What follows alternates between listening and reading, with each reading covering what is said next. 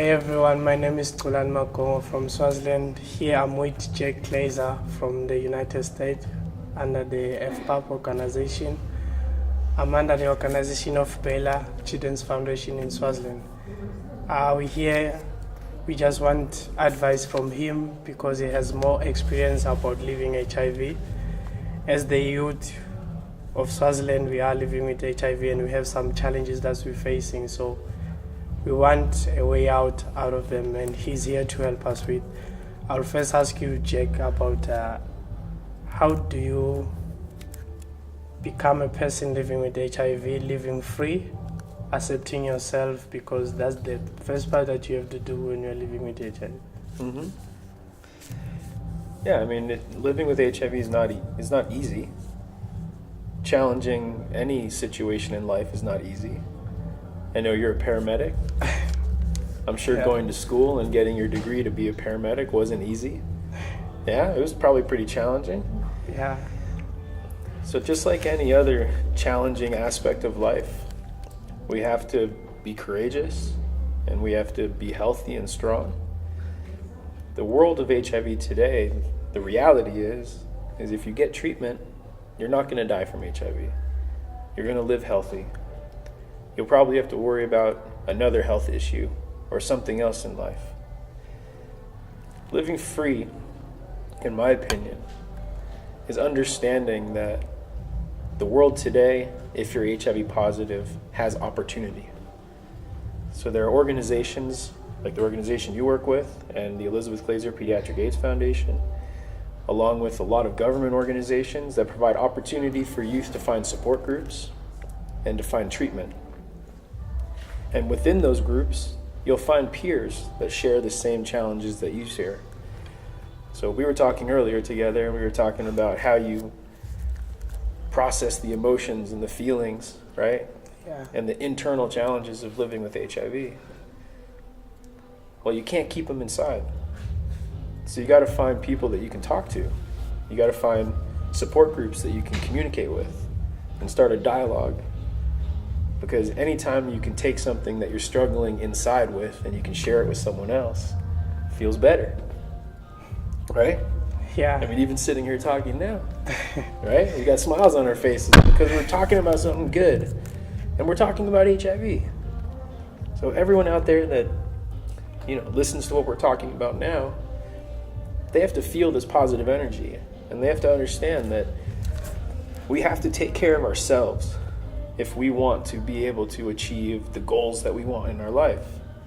So you can't be an effective paramedic if you don't take care of your health. You have to be alive in order to save other people's lives, right? So you're going to take the steps that you need to take in order to be healthy so that you can do the great work that you do. So I'm sitting here and you're interviewing me, and it's wonderful, and I hope everyone gains inspiration from this. And at the end of the day, you're a role model, man, because you save people's lives as well as your own, and that's incredible. So everyone out there needs to understand that education is everything. Awareness, understanding that HIV is not a death sentence. Get tested, know your status, get on treatment so that you can go and do all the other things that you want to do in your life. And understand, too, that there's a community in this world that's big that supports you for doing those actions. Don't be a victim. Take ownership of your life, be healthy, and go accomplish all the dreams that you have. What can you say about this disclosure pertaining in relationships and our families? Disclosure is a very sensitive topic to discuss. Education in the world is available, and a lot of times I feel like it's important for people to get the information from multiple places, right? So it's much easier to learn something if I see that it's true coming from multiple different sources than just from one person that I'm talking to. Finding support in disclosure is important. If you can have someone with you in that moment, when you tell someone else about your status, helps the whole situation. It makes me feel more comfortable because I have someone that I know supports me. And it makes the person that I'm telling about my status feel more comfortable because anytime there's like a mediator in the conversation, a third person, it can help break tension. And it can help create more of an open space. So for me, when it comes to disclosure, we have to be sensitive. We have to ask ourselves, is this the right time? Do I have all the information that I need? Do I have all the information to back up the information that I have? You know, and nowadays with technology, I mean, smartphones give us access to the internet, give us access to facts, and information from around the world that can help support us telling someone else what HIV really means. Right?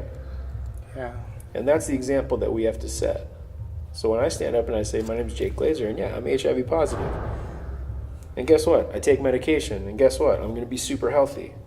And so is everyone else around me because I take care of my life, and I take care of what I need to take care of in order to live the best life possible. That's all people need to know. Right? We live in a new world where the reality of HIV is very different than 30 years ago. It's very different than 10 years ago. And we need to be a part of a generation using social media, using the connectivity, using the brains that we have, the awareness that we have. I do think that every generation becomes smarter and smarter because we're exposed to more.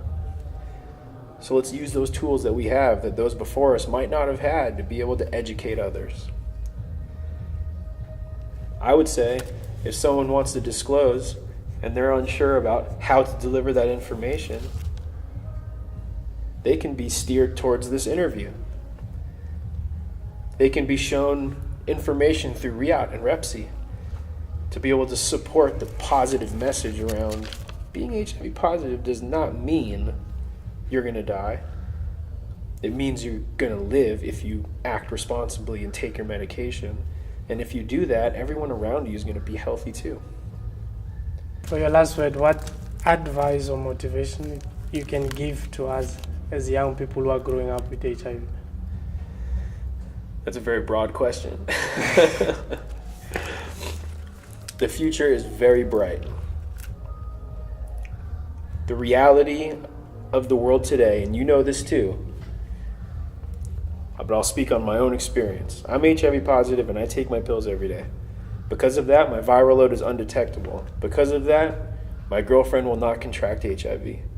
Because of that, I will be healthy, be able to go to school, be able to get an education, be able to find a job, be able to contribute back to my community.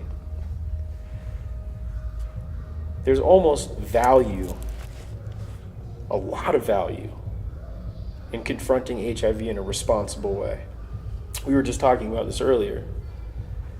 Most people live their entire life never understanding that everyone's life is going to end at some point. We're all mortal, right? Yeah. The number one thing people say when they're on their deathbed at old age is, I wish I had more time.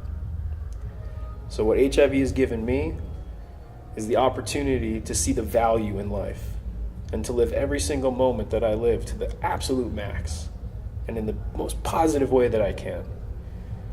And that's something that everybody can achieve. It's not just me, just you. Every human being has an opportunity to do that. So when I choose to look at my HIV, I know that if I take my meds, I stay healthy. And because I confront my HIV, I know how much value is in life. And because I do that, I'm an example for other people, just as you are. You've decided to take your life and become a paramedic to help others. I don't know if I could become a paramedic, man. That's difficult. But I commend you for doing that. And other people should use both you and the support group that you lead and the stories that I tell and every member of this youth conference as an example to be able to say, everyone has a voice and everyone has opportunity in this world. And the opportunities are only going to grow. So stand up, get out there, and live a life that's truly meaningful. So that's what I got to say. Thank you so much, Jack, for your time. Thank you. Thanks everyone for your time.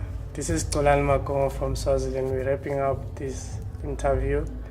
Thank you for your attention. Thank you.